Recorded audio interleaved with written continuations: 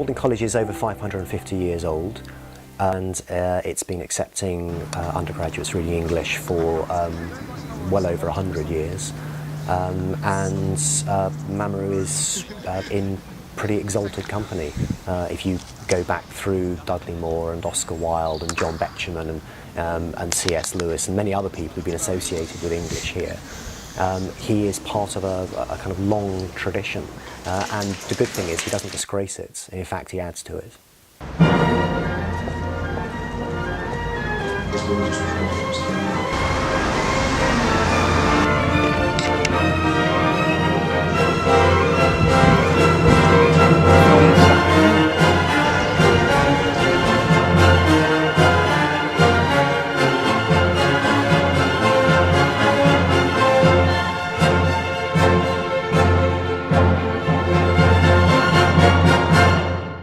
I suppose the one thing which sport has over everything else is the idea that it's so objective.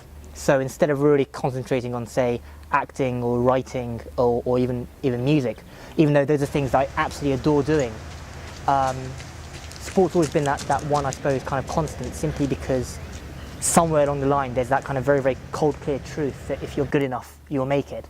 Well, he was only diagnosed relatively recently. Until then, obviously it had been there, but he wasn't aware of it. And I think it was after a series of tests that he underwent, largely as a result of, I think, some side effects from the training that he was doing. And it became clear from talking to the doctors after the tests that there was a congenital heart defect and needed some corrective surgery. He sort of seemed a bit funny that day, and eventually I sort of said, "Is everything okay?" When you seem even more distracted than usual. And he said, "Oh, I've got to go to the hospital tomorrow." And I said, and he said it in quite a casual way.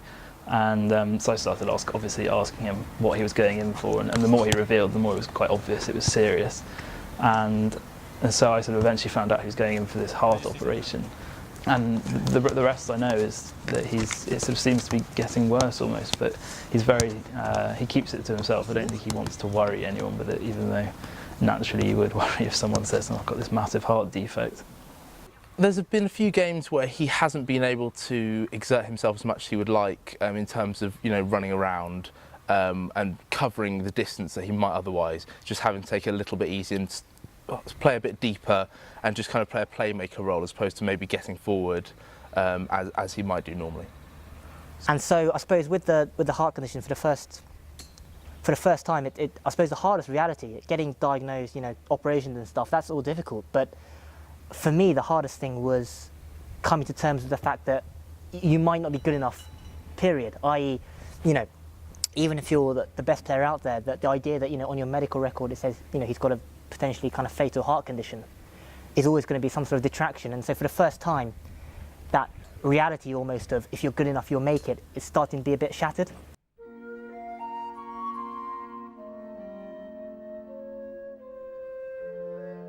I remember kind of walking all the way back from the hospital back to college, and it's a good 35-minute walk. And when I got back to college, I remember, I wanted to go back to my room, but no idea why, just kind of found myself walking towards chapel.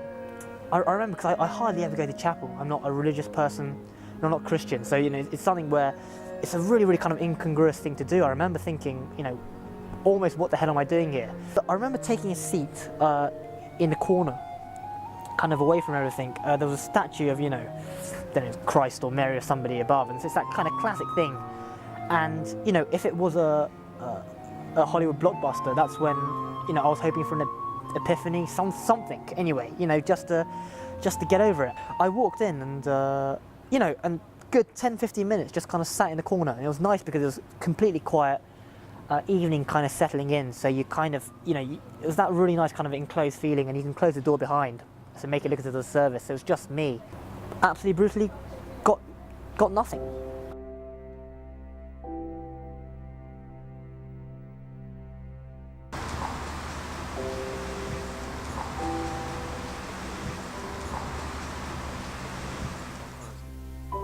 We've got a problem here because the old condition is back again. It's as bad as it was before you had the operation the first time.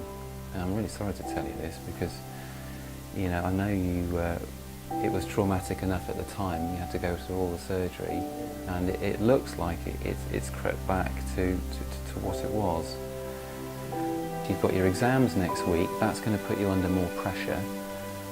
Pressure, the sort of thing that this condition doesn't do well with.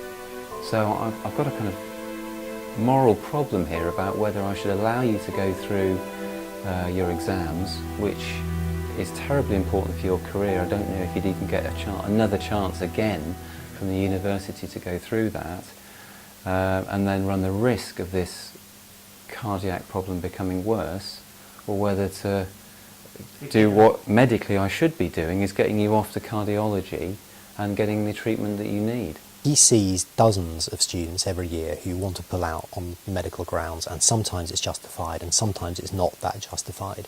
If he makes the call that you should not go ahead with your exams, then my advice to you would be to follow his advice. I know that I can't just kind of go in, excuse the pun, but kind of half-hearted, where I kind of just doing it to prove a point or whatever, and then something happens halfway through.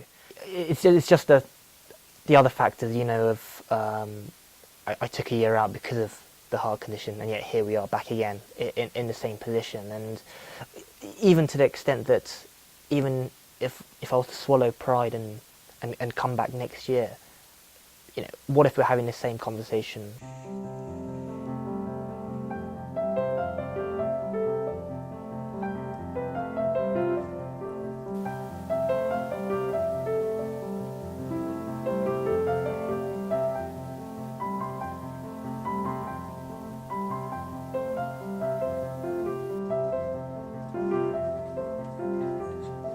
Okay, oh God, I've literally got 2 minutes until the start.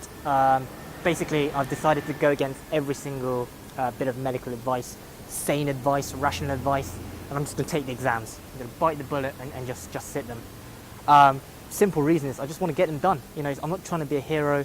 I just want to get them done, get a degree, and then move on. He plays football, he does athletics, he runs a lot. He has been organising fashion shows. I mean, there were football teams. He's written a film script. And novels, and He's been writing essays on English literature.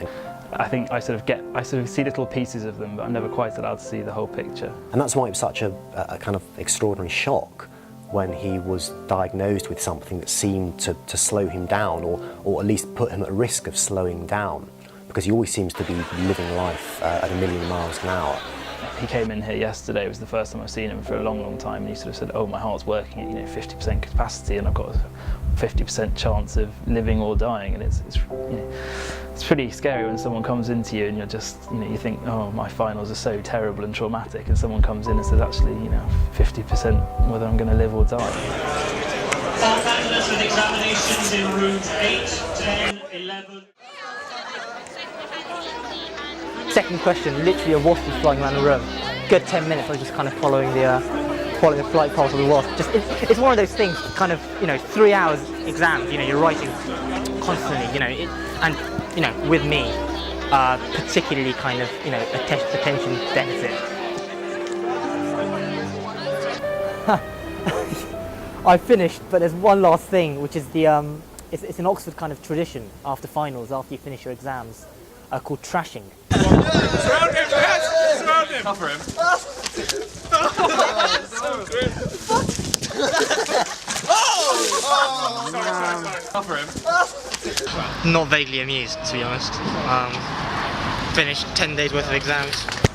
Feeling kind of happy, relieved, and then your supposed mates give you a combination of muffins, yogurt, and crayfish-infested water. What's so extraordinary, I think, is that despite having quite serious surgery, he's come back and he hasn't measurably slowed down at all.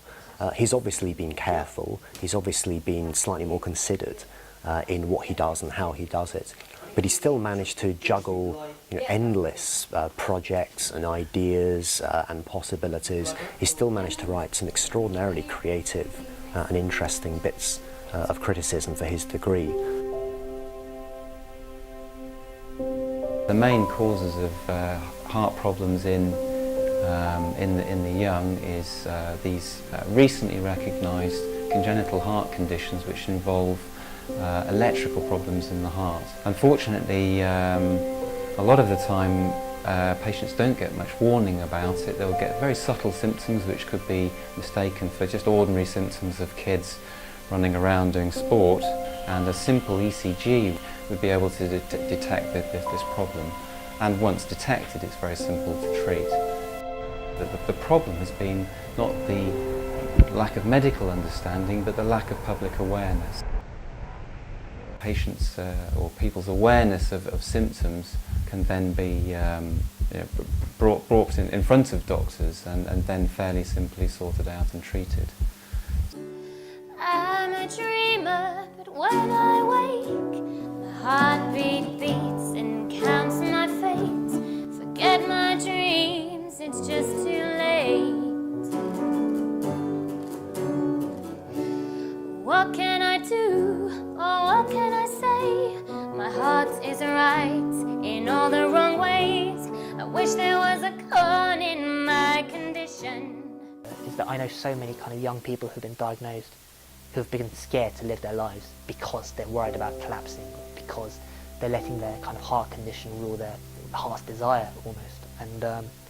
And yeah, my simple advice, although it comes from someone who's always kind of proactive, and I just have that kind of I'm going to do it, whatever, I don't care kind of attitude. But so maybe don't take it as to the extreme that I do, but certainly live out your dreams, do the things you want to do, because I think you'll regret it, because if you're doing stuff you don't want to do because you're worried about dying because of your heart condition, well, you're not really living at all anyway, are you? So